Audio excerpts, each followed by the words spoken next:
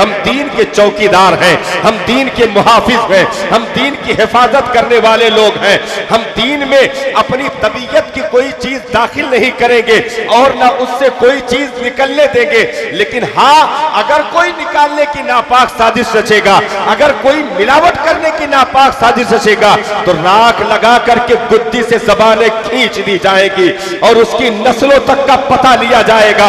Yazid जैसे मलऊन को sir उठाने का मौका मिला, उसने सरकशी पर अपने आप को आमादा किया और लोगों को आमादा किया। यजीद समझा था मैदान खाली है, अब कोई बोलने वाला नहीं है, लेकिन उसे क्या पता था मुस्तफा जाने रहमत की गोद का परवरदा हुसैन इब्ने अली मौजूद है। दीन में जबरन तबई कोई चीजें दाखिल की जाए, इसको हुसैन आजम ने गवारा न किया, खुद रेते करबला पर उतर गए, कुरान को उतरने न दिया और नेज़े पर बुलंद हो करके कुरान पढ़कर यजीदियों को बता दिया, तुम जिस्मों की बोटियां तो कर सकते हो, कुरान की तिलावत रोक नहीं सकते। याद रखिए, दीन इस्लाम फैलाने का भी हमको हुक्म है और दीन को बचाने का भी हुक्म है। दीन फैलाया भी जाएगा, दीन बचाया भी जाएगा। फैलाने के लिए अगर सफ़ा की चोटी को मिंबर बनाया गया है, तो बचाने के लिए बदरो उहद के मैदान में उतरा भी गया है। दीन फैलाना मुस्तफ़ा जाने रहमत ने अपनी काविशों, अपनी मेहनतों, अपनी मशक्क़तों और खारदार वादियों से गुजर करके रातों को रात न समझा, दिन को दिन न जाना, तकलीफ़ों मशक्क़तों को बर्दाश्त किया, दुश्मनों की फख्तियाँ भी बर्दाश्त की गईं, दुश्मनों के ताने भी बर्दाश्त किए गए, सारी चीज़ें होती रहीं। यहाँ तक कि चचा ने भी हाथ खड़े कर दिए और कहा कि भतीजे, इन बूढ़े कंधों पर इतना बोझ न ला दो कि हम उठा ना सकें। मेरे सरकार के आँखों में आंसू तैरने लगे। इरशाद फरमाया, चचा साफ लफ्ज़ों में क्यों नहीं कह देते कि मैं साथ नहीं देना चाहता। लेकिन याद रखें, अभी जो सरदारे मक्का कह के गए हैं, आप उनसे मरूब हो सकते हैं, मैं नहीं हो सकता। एक हाथ में ये चांद लाकर दूसरे हाथ में सूरज लाकर क्यों ना रख दें, मैं अपने मिशन से जर्रा बराबर भी पीछे नहीं हट सकता। जब चचा ने ऐसी सिबात कदमी देखी तो गले लगा लिया, कहा फिर अबू तालिब की जान क्यों ना चली जाए, पीछे नहीं हट सकता है। अब आपको जो करना है वो कर गुजरिए। मुस्तफ़ा जाने रहमत इसी उम्मत के लिए दर्द बर्दाश्त करते रहे, तकलीफ़ें बर्दाश्त करते रहे, दीन को तरवीज व इशाअत देने के लिए, दीन को आगे पहुँचाने के लिए, दीन की खुशबू लोगों के कुलूब व अज़हान तक पहुँचाने के लिए नबी ने ताइफ का भी सफ़र किया। हरम काबा में जो है मक्का के कुफ़ार ने ऊँट की ओझड़ियाँ डाली, ताइफ में पत्थरों से बारिश करके आपके जिस्म नाज़रीन को लहू लहान किया गया।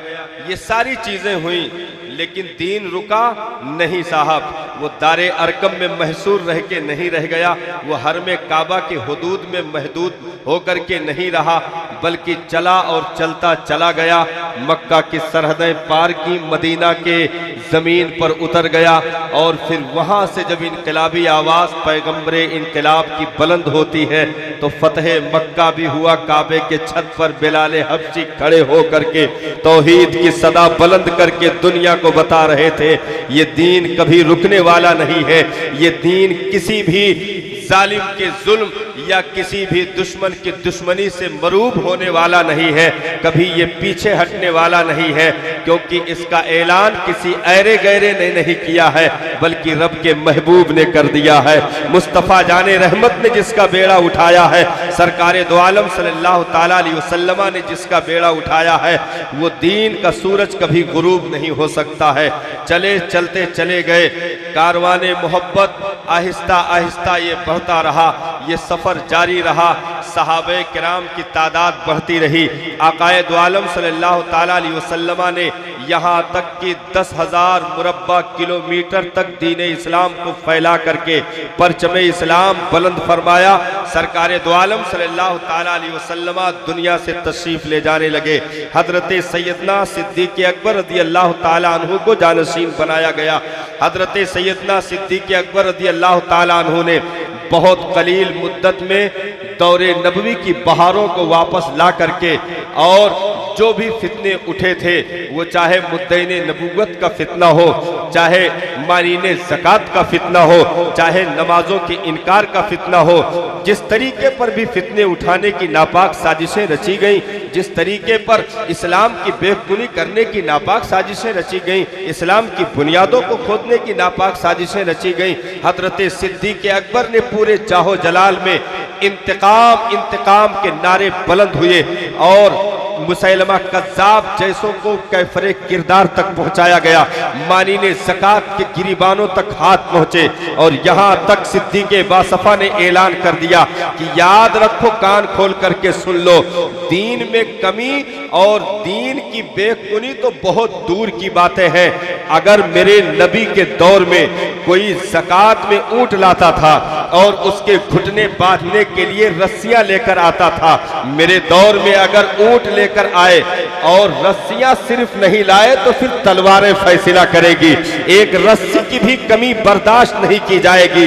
तुम दीन में कमी की बातें बाद में करना, यहाँ एक रस्सी की भी कमी बर्दाश्त नहीं की जाएगी, क्योंकि वही मुकम्मल हो चुकी है, दीन कंप्लीट हो चुका है।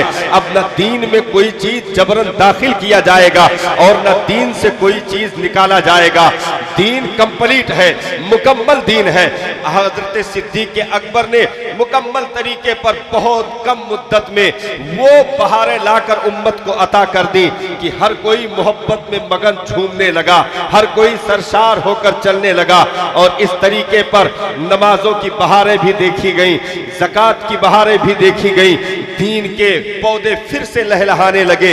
हजरत सिद्दीक़ अकबर दुनिया से तशरीफ ले गए। हजरत फारूक आदम रज़ी अल्लाह ताला अन्हु ने बागडोर संभाले और इतनी तेजी के साथ कवर किया। साहब की बहुत ज्यादा मुद्दत तो नहीं, बहुत मुख्तसर मुद्दत कही जाए, वो बहुत ज्यादा मुद्दत नहीं होता, लेकिन गैर इस्लामी मौरखीन भी इस चीज को लिखने और कायल होने पर तैयार हुए और उन्होंने लिख छोड़ा कि अगर और 10 साल फारूक आजम को मिल जाता तो पूरी दुनिया में इस्लाम का परचम लहराता, कोई एक भी इस्लाम से पिछड़ा हुआ न दिखाई पड़ता, कोई एक भी बेकलमा नजर न आता।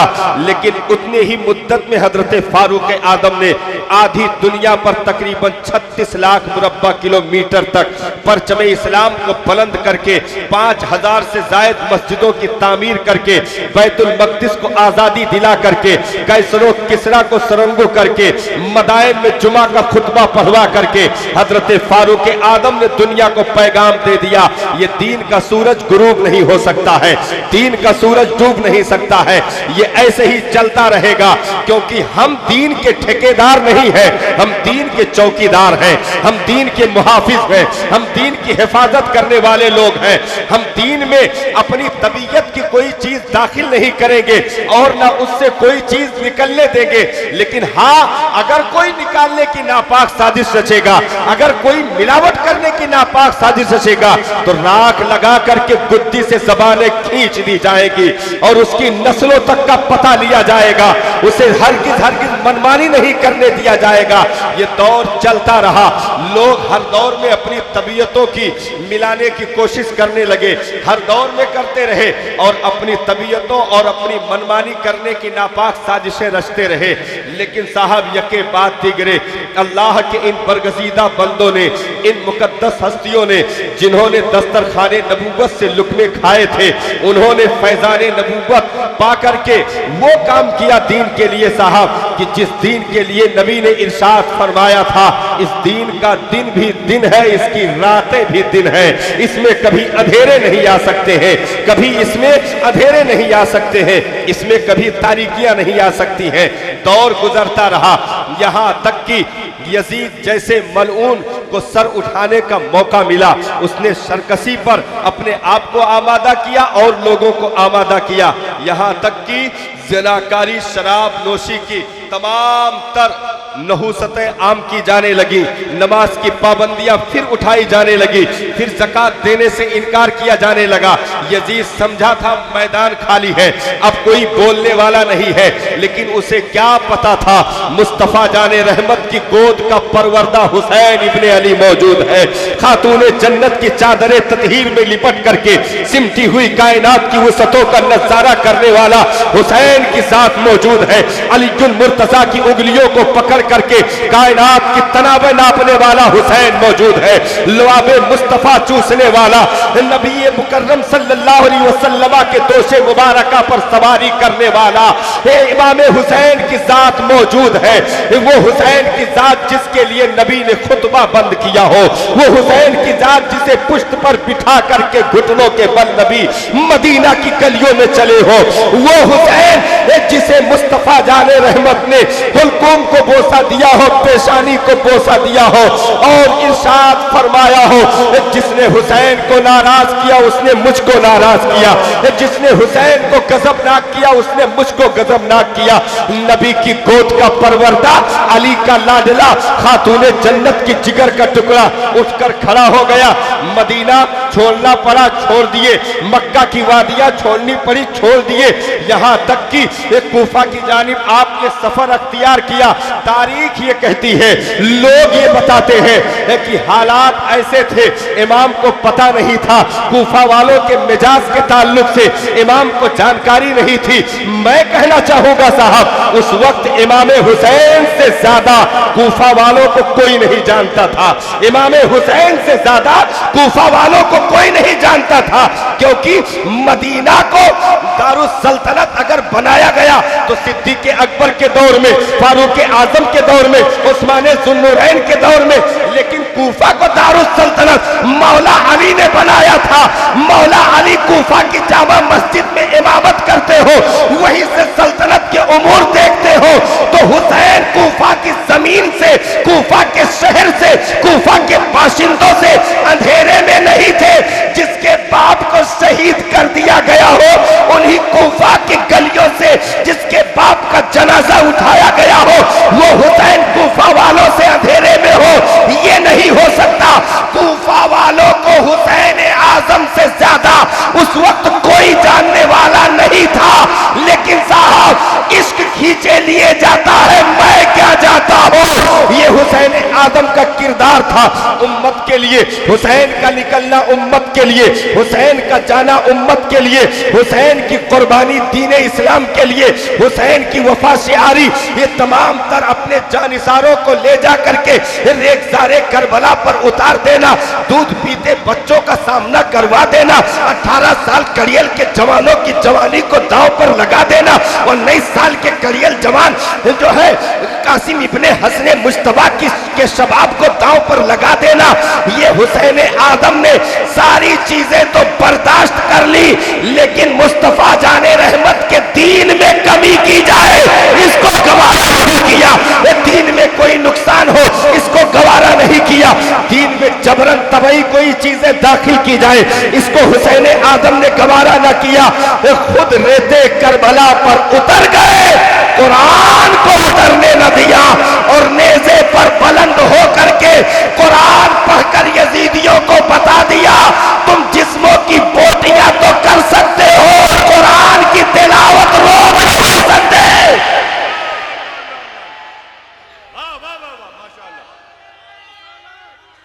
या रसूल अल्लाह, या अली, या अली, या अली। दीन रुकने वाला नहीं। आज अगर बातिल कुव्वतें सर उठाने की नापाक साजिशें रचती हैं, या अपनी तबीयत की दाखिल करने की नापाक सोच रखती हैं, या कुरान के 26 आयतों को टारगेट करके माज़अल्लाह उसे मजरूह करने की नापाक साजिशें रचती है, तो वो होश की दवा करे और इस बात को सुन ले कान खोल करके कि कुरान ऐसों के बीच से निकल के आया है जिन्होंने दुश्मनी की हद खत्म कर दी, लेकिन एक ज़बर और ज़ेर में भी फर्क ना कर सके। तुम आज चाह कर क्या, तुम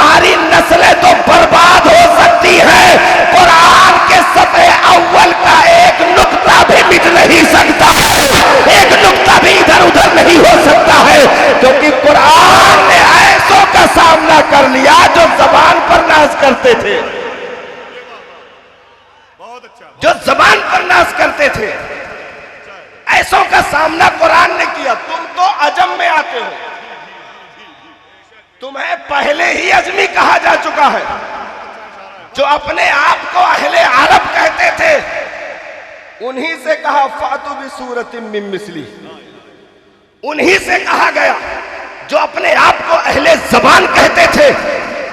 लेकिन कुरान ने खुद कहा फ़इन लम तफ़लू, और आगे कहा वलन तफ़लू।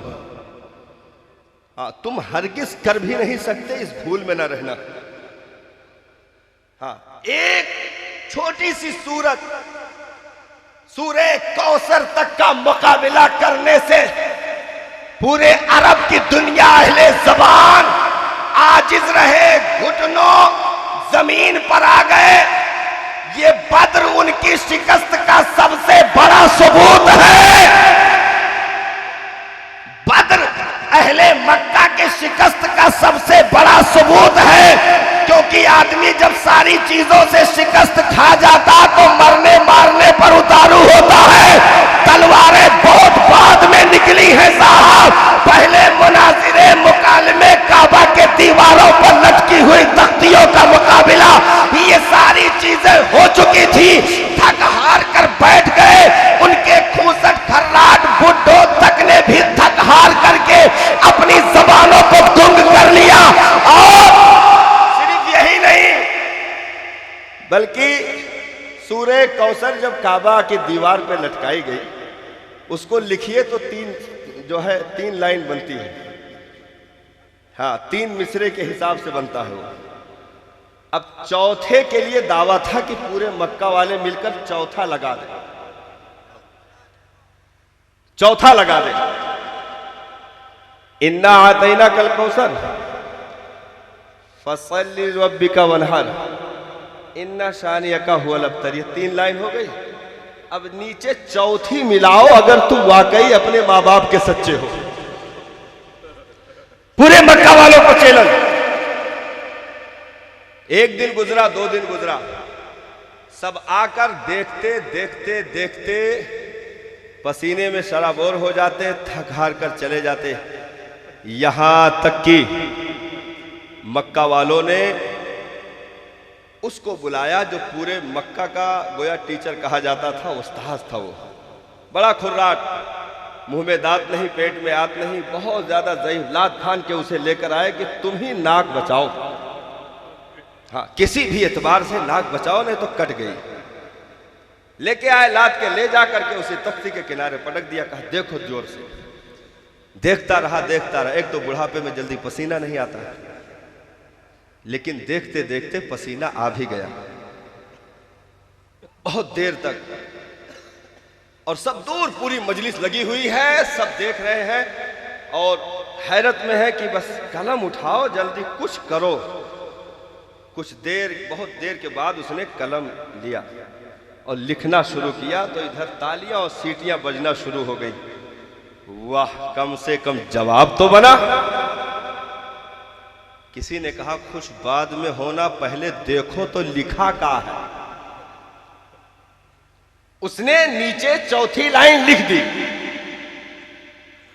जब गौर किया गया, करीब जा करके देखा कि लिखा क्या है, तो उसने लिखा था इन्ना आतैना कल कौसर फसल्लि लिरब्बिका वनहर इन्ना शानियका हुवल अब्तर। और उस खुर्राट ने कलम से लिखा था हादल कलामु लैसा मिन कलामिल बशर। ये कलाम किसी इंसान का हो नहीं सकता। तो ये अहले ज़बान होने का जो दावा करते थे, उनके सर पे चढ़ करके अपनी सच्चाई का नारा लगा करके कुरान आ चुका है। तुम 26 आयतों की बात करते हो, तुम कुरान के जुज़दान पे पड़े हुए कपड़ों को भी इधर उधर नहीं कर सकते। कुरान का मिटाना तो बहुत दूर की बात है, क्योंकि ये इंसानों के हाथ में नहीं रखा गया है। नहनु नज़्ज़लना ज़िक्रा व इन्ना लहू लहाफ़िज़ून। दस्ते कुदरत में इसकी हिफाजत का जिम्मा रखा गया है, जो कभी भी फना नहीं हो सकती, कभी मिट नहीं सकती।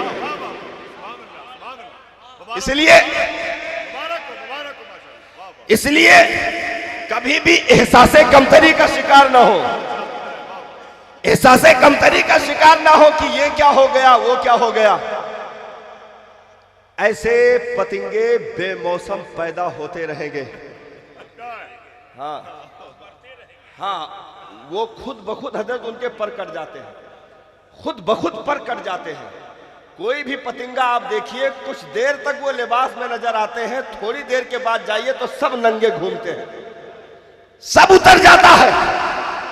बहुत देर तक के आरजी पर चला नहीं करते। इसीलिए अगर हुकूमत का नशा कुछ देर के लिए सवार हो गया हो तो उसे तन्हाई में उतारने की कोशिश करो। इस्लाम का बाप भी बेका नहीं हो सकता, क्योंकि इस्लाम किसी के बाप की जागीर नहीं है। मुस्तफा की अताओं का नाम दीन इस्लाम है। वाह वाह वाह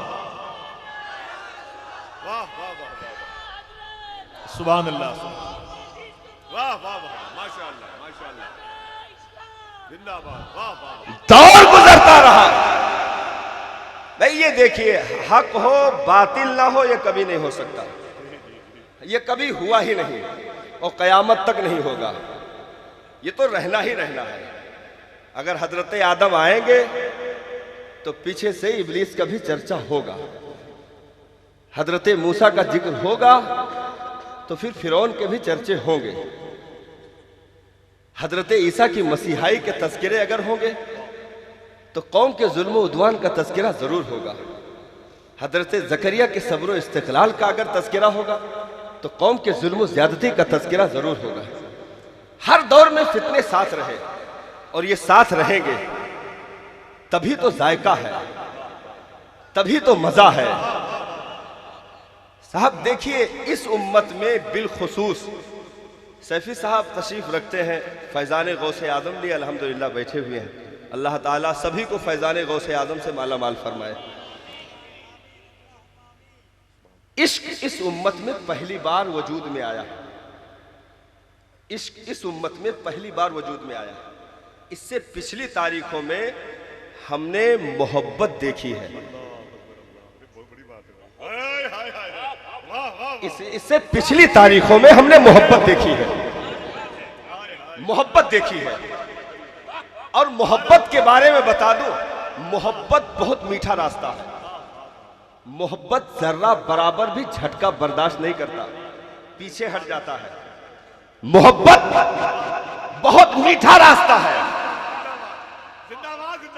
मोहब्बत बहुत मीठा रास्ता है। हजरते मूसा अलैहिस्सलाम ने तबलीग की, पैगंबरान एज़ाम ने तबलीगें की, 900 साल 950 साल की उम्रें मिली, अलग अलग उम्रें दी गई अलग अलग वक्तों में। लेकिन जब तारीख देखी जाती है तो 32 से 33 लोग ईमान वाले मिलते हैं। हाँ, 32 से 33 लोग कुल ईमान वाले मिलते हैं। लेकिन उन ईमान वालों को भी जब जांचा जाता है तो सिर्फ मोहब्बत है, सिर्फ मोहब्बत है। मोहब्बत जर्रा बराबर भी झटके बर्दाश्त नहीं करता। हजरत मूसा अलैहिस्सलाम को मानने वालों ने मोहब्बत की थी, जब दुश्मनों का सामना हुआ तो पीछे हटे और कहा, जाओ तुम और तुम्हारा रब दुश्मनों से मुकाबला करो, हम यहीं से देख रहे हैं। जर्रा बराबर भी झटके बर्दाश्त नहीं करता। तो अगर महबूब के दौर में सिर्फ मोहब्बत रखी जाती तो दारे अरकम से आगे इस्लाम नहीं बढ़ सकता था। इसलिए जरूरी था इश्क को उतार दो, क्योंकि इश्क कर्ब भी देखना चाहता है, दर्द भी देखना चाहता है। इश्क में तड़पन भी होती है, इश्क में बेकरारी भी होती है, इस इश्क में तपिश भी है, इश्क में जलन भी है। और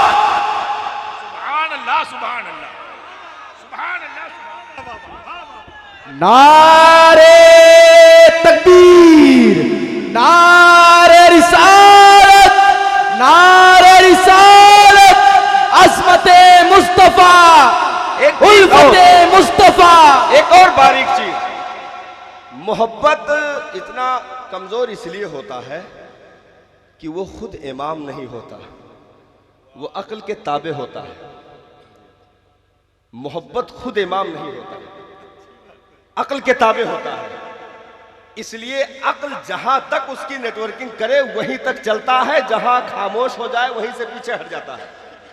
लेकिन इश्क खुद इमाम होता है जो अक्ल से ऊपर बातें करता है। बेखतर कूद पड़ा आतिशे नमरूद में इश्क, अक्ल थी महवे तमाशाए लबे बाम अभी। तो इश्क जब इस उम्मत को अता किया गया और कलमा पढ़ने वालों को जब इश्क के कतरे नसीब हुए तो अंगारों पर जल रहे थे फिर भी मुस्कुरा रहे थे। हजरत बिलाल के पांव में रस्सियां, जख्म के निशान, जख्मों से खून का रसना बदन से और सीने पर वजनी पत्थर जबान तक निकल आए। उमैया भी बैठा हो, कशी की कैफियत भी तारी हो। कुछ देर के बाद जब होश में आए उमैया पूछे कहो बिलाल क्या हाल है, तो बोले जलील तू क्या बोलता, दामन तो उसी का है।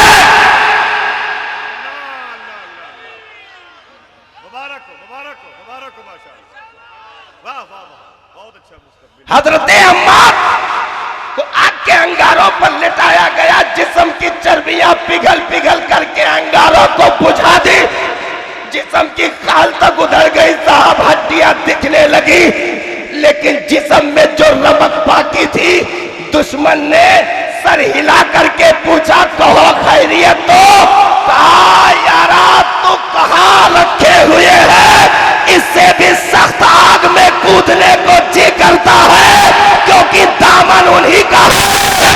ये इश्क नहीं आसा जिसको तू समझता है, एक आग का दरिया है वो भी डूब कर जाना है। मैं मुस्तफा के जामे मोहब्बत का मस्त हूं, ये वो नशा नहीं जिसे तुलसी उतार दे। और मेरे बरेली के इमाम ने तर्जमानी की, ऐ इश्क तेरे सदके जलने से छूटे सस्ते, जो आग बुझा देगी वो आग लगाई है। वो इश्क का जज्बा रहा भाई। अभी हजरत ने जिक्र किया उर्स चल रहा है महबूब इलाही का, बचपन के तज़किरे हैं। आप चलते हैं पीछे से आवाज आती है, बेटा निजामुद्दीन आशिक बनोगे कि महबूब, आशिक बनोगे कि महबूब बनोगे। दौड़ के आए, मां की गोद में लिपट गए, अर्ज की अम्मी जान चलता हूं एक आवाज आती है, निजामुद्दीन आशिक बनोगे कि महबूब बनोगे। बात समझ नहीं आती जवाब क्या दूं, क्योंकि आवाज तो होती है, आवाज देने वाला नहीं होता। वो नजर नहीं आता, मुड़ मुड़ के देखता हूं लेकिन वो कहीं दिखाई नहीं पड़ता, आवाज होती है। वालदा ने कहा बेटा निजामुद्दीन सवाल बहुत अहम है, इसलिए सोच समझ कर जवाब दिया जाएगा और इसमें जल्दबाजी नहीं होनी चाहिए। ये सवाल बहुत ऊंचा है, किसी ऊंचे से इसका जवाब लिया जाए, किसी ऊंचे से इसका जवाब लिया जाए। पता लगाया गया तो दूर एक बस्ती में, एक झोपड़पट्टी में एक अल्लाह का मकबूल महबूब बंदा रहता था। बाल गर्दो गुबार से अटे हुए, जिस्म का लिबास फटा हुआ। यही तस्वीर तो मुस्तफ़ा के गुलामों ने दुनिया को दिखा के हैरान कर दिया। हाँ, यही तस्वीर दिखा के हैरान कर दिया। इसी लुंगी और फटे कुर्ते में किसरा के दरबार में खड़े हो गए और कहा, ओ रेशमों पर नाज करने वालों, कीमतें रेशमों से नहीं होती हैं, उनकी मोहब्बत से होती है। उनका इश्क, उनका प्यार जिसे नसीब हो जाए वही कीमती होता है। हजरत निजामुद्दीन औलिया महबूब इलाही सफर करते हुए उस बस्ती में पहुंच गए। जाकर के उन अल्लाह के बरगजीदा बंदे से मुलाकात की, सलाम खैरियत दुआ सारी चीजें हुई। उन्होंने पूछा कि बेटा किस लिए आना हुआ? तो अर्ज की सरकार, मैं जब चलता हूं तो आवाज आती है कि आशिक बनोगे कि महबूब बनोगे। मैं जवाब क्या दूं, इसलिए आपके पास आया हूं सरकार। आप जवाब बता दें कि अब जब आवाज आए तो मैं क्या जवाब दूं। उन्होंने नीचे से ऊपर तक देखा, नूरे विलायत से सारी हकीकत पढ़ ली, सारी हकीकत पढ़ ली। कहा कि बेटा ये जवाब इतनी जल्दी नहीं हो पाएगा, कल आना जवाब बता दूंगा। कल आना जवाब दे दिया जाएगा। हजरत महबूब इलाही वापस आ गए और घर पे बड़ी बेकरारी में रातों की तारीखियां गुजारी गईं। जैसे ही सुबह की सफेदी नमूदार हुई, दौड़ लगा दी उस बस्ती की तरफ। चलते चलते पहुंचे वहां, दिल में तड़प है कि बस अभी आज जवाब मिल जाएगा। जाकर जब झोपड़ी में देखा तो वहां कोई नहीं था, झोपड़ी खाली पड़ी थी। लोगों से पूछा गया कि ये बाबा कहां चले गए जो यहां रहते थे। कहो तुम्हें मालूम नहीं है, उनका तो रात इंतकाल हो गया, वो तो दुनिया से तशरीफ ले गए। आपके आंखों से अश्कों की लड़ियां बहने लगी कि अब क्या करूं। कहा अच्छा ये तो बताओ उनकी कब्र कहां है, कम से कम कब्र पे हाजिरी दे लूं।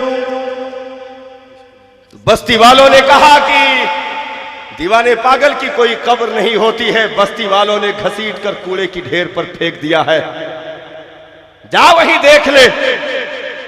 हजरत निजामुद्दीन औलिया रोते हुए दौड़ लगा दी, कूड़े की ढेर पर पहुंचा तो लाश को चील और कौवे नोच नोच कर खा रहे थे। चील और कौवे नोच नोच कर खा रहे थे। सबको परे हटाया, सिरहाने बैठ करके रोने लगे। कहा सरकार आपने बुलाया था, आप ही दुनिया छोड़ चले, मेरे सवाल का जवाब कौन देगा। आपने कहा था कल आना जवाब दे दूंगा और आप दुनिया छोड़ के चले गए, फिर ये जवाब मैं किससे मांगू। रोते रोते साहब हिचकियां बंध गई, सिरहाने बैठे थे। जनाजे से मध्यम सी आवाज आई, निजामुद्दीन मैं आशिक बना था, मंजर देख लो। मैं आशिक बना था, मंजर देख लो, खुद ही फैसला कर लो कि क्या बनना है। देखा रोंगटे खड़े हो गए। कहा मैं महबूब बनूंगा। उसी दिन से महबूब इलाही का खिताब अता कर दिया गया। तो ये इश्क बहुत आसान काम नहीं है। सहाबा के इश्क के जुनून ने ही दुनिया को थकाकर घुटनों बिठा दिया, क्योंकि साहब ये इश्क ही था कि चलते चलते चले गए। किसी ने कहा कि यारा समंदर तो पीछे रह गया, हम बातों में लगे रहे, हमने ध्यान भी नहीं दिया, हमने ध्यान भी नहीं दिया। नीचे उतरकर जब घोड़ों की खुरियां देखी तो उसको भी पानी ने नहीं छुआ था। अपने कलेजे पर दरिया ने रास्ता दे दिया और मुस्तफा के गुलाम गुजर कर चले गए। ये इश्क है साहब। इसी इश्क ने उरवा इब्ने मसूद को हैरान किया था। हुदैबिया के मकाम पर जब रिपोर्टिंग के लिए अबू जहल और उसके कुंबे वालों ने भेजा था और कहा था जाकर के रिपोर्टिंग करके लाओ कि मामलात कैसे हैं, गए लौट करके आए। आओ अबू जहल, तादाद तो ना के बराबर है, तीरो तबर असलहे जीरो, लेकिन उसके बाद भी मैं मशवरा देता हूं कि रातों की तारीकियों में भागना चाहते हो तो भाग लो। कहा मामला क्या है, तो कैसी पागलपन की बातें कर रहा है। रिवायत के अल्फाज है, उरवा ने कहा था अल मनाया तहमिलुल बलाया, मदीना की ऊँटनियां अपनी पीठों पर तुम्हारी मौतें उठाकर लाई हैं। उनके आंखों के सुर्ख डोरों में हमने तुम्हारी मौत तैरती हुई देखी है। जब तक वो तुम्हारी नली तक नहीं पहुंच जाएंगे उस वक्त तक खामोश नहीं हो सकते। कहा कैसी बातें कर रहा है। कहा मैं ऐन उस वक्त पहुंचा जब मुसलमानों का पैगंबर नमाज के लिए वुजू कर रहा था। मैंने देखा मानने वाली कौम इर्द गिर्द हाला बनाए खड़ी है, वो वजू करते जा रहे हैं, हाथों का वजू करते, वो दीवाने लपक लपक करके उन वजू के कतरात को हाथों पर ले रहे हैं। कोई उसे पी रहा है, कोई चेहरे पर मस कर रहा, कोई हथेलियों से लगा रहा है। जिन दीवाने को बराहे रास्त वो वजू का धोवन नहीं मिलता, उसकी हथेलियों से अपनी हथेली रगड़ रहा होता, जिस पर वजू का पानी लगा होता। मैंने ये दीवानगी देखी है। मैं बड़े बड़े शहंशाहों के दरबारों में नौकरी कर चुका हूँ, वो दीवानगी मैंने कहीं नहीं देखी।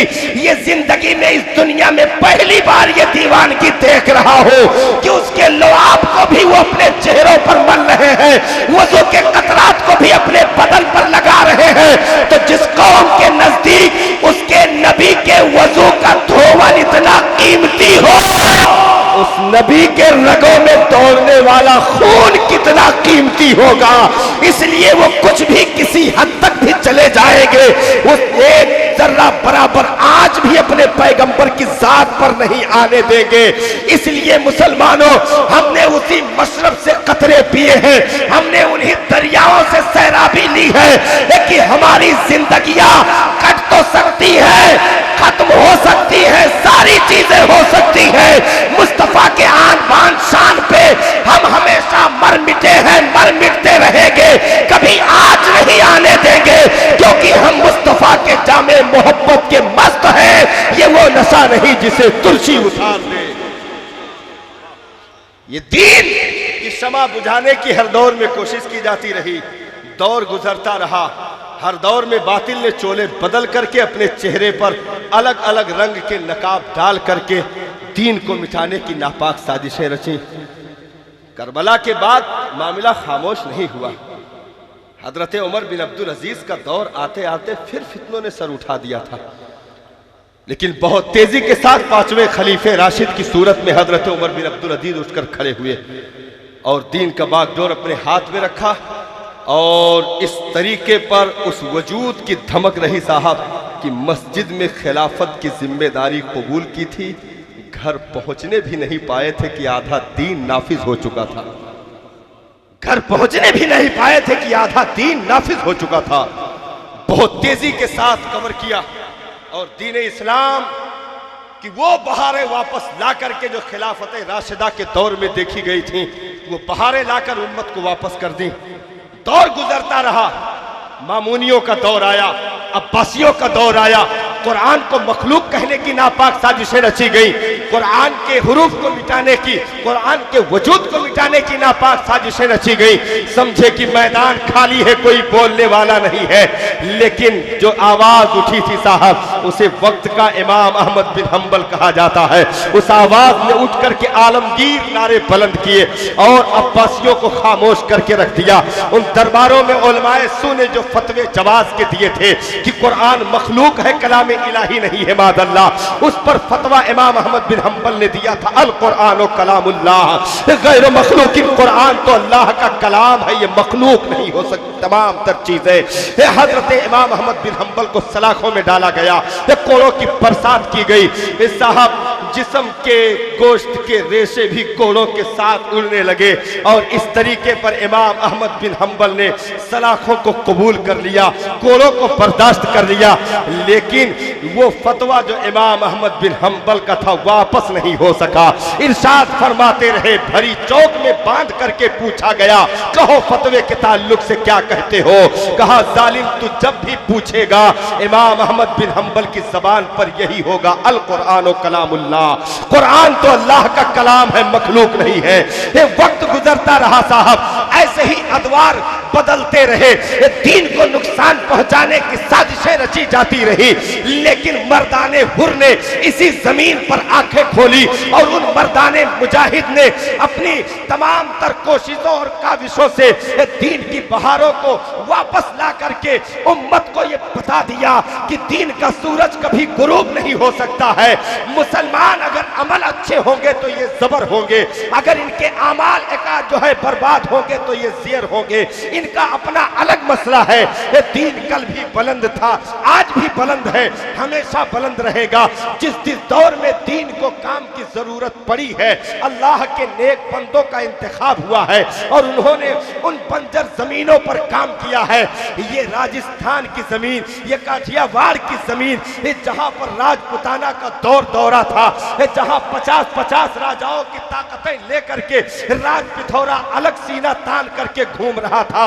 उसे क्या मालूम था कि कभी शिर को बुत जो है बुतकदे के खिलाफ भी कोई नारा लगाने वाला उठकर खड़ा होगा। लेकिन साहब ये एक आवाज उठती है, जिन्हें अताए रसूल कहा जाए, जिन्हें ख्वाजा खाजगा कहा जाए, जिन्हें चिश्तिया का सरखील कहा जाए, जिन्हें पेशवाए औलिया कहा जाए, जिन्हें मुस्तफ़ा जाने रहमत की अता कहा जाए, वो हजरत ख्वाजा मोइनुद्दीन हसन संजरी की मुकद्दस जात ने आकर के उन 50 राजाओं की ताकतें रखने वालों को घुटनों बिठा करके दीन इस्लाम का परचम ऐसी बंजर जमीन पर बुलंद किया, जहां की दूर दूर तक के कहीं पर अजान की आवाज नहीं सुनाई पड़ती थी, वहां से अल्लाह अकबर की सदाएं बुलंद होने लगी। यहां तक कि 90 लाख से जायद लोगों ने दीन इस्लाम का कलमा पढ़ करके इसी हिंदुस्तान की जमीन से दीन इस्लाम का परचम बुलंद किया। दौर गुजरता रहा साहब। ये जो नागौर की जमीन है, मैं आखिरी जो है तकरीर की कड़ी पेश करके रुखसत की इजाजत चाहता हूं। ये नागौर की जमीन है, यहां से लेकर के अतराफो जवानी 200-200 किलोमीटर के रेंज में, जहां गरीब नवाज की तबलीग को फरामोश करने की नापाक साजिश रची गई, जहां दीन को नुकसान पहुंचाने की निफाक ने चोले बदले, अदू ने चोले बदले, दुश्मनों ने बेखुनी करने की नापाक साजिशें रची। लेकिन उन्हें क्या मालूम था, मुफ्ती आज़म हिंद का फैजान लेकर आने वाला हजरत सदरुल अफाजिल नईमुद्दीन मुरादाबादी के फैजान को लेकर उतरने वाला हजरत अल्लामा अमजद अली मुसन्निफ बहारे शरीयत के तमाम तर शफ़क़तों को मोहब्बतों को साथ लेकर के आने वाला मुफ्ती राजस्थान अल्लामा अशफाक अहमद नईमी की सूरत में उतर खड़ा होगा और इस तरीके पर उठ करके उस जो है शेरे बबर ने, उस मर्दे मुजाहिद ने जो आवाज बुलंद की है इस बंजर जमीन पर, तो वो आवाज तन्हा जो है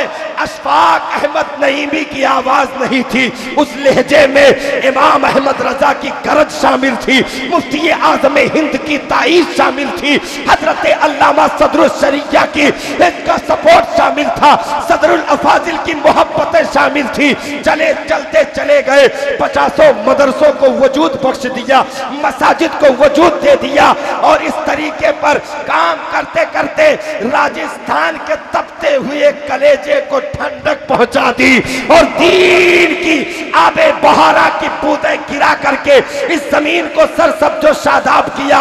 और इस खित्ते पर जहां की सख्त जरूरत थी, उस काम को अंजाम देने के लिए रब ने इंतखाब किया उन्हीं मुफ्ती राजस्थान की शफ़क़तों की उंगलियों को पकड़कर चलने वाली जात हजरत कारी सूफी अब्दुल वहीद की मुकद्दस जात है, जिन्होंने सिर्फ जो है मुफ्ती राजस्थान की उंगली नहीं पकड़ी बल्कि वसीले से मुफ्ती आजम का भी सहारा ले लिया, सदरुल अफाजिल का भी सहारा ले लिया, बदरुल तरीका का भी सहारा ले लिया, आला हजरत का भी सहारा ले लिया।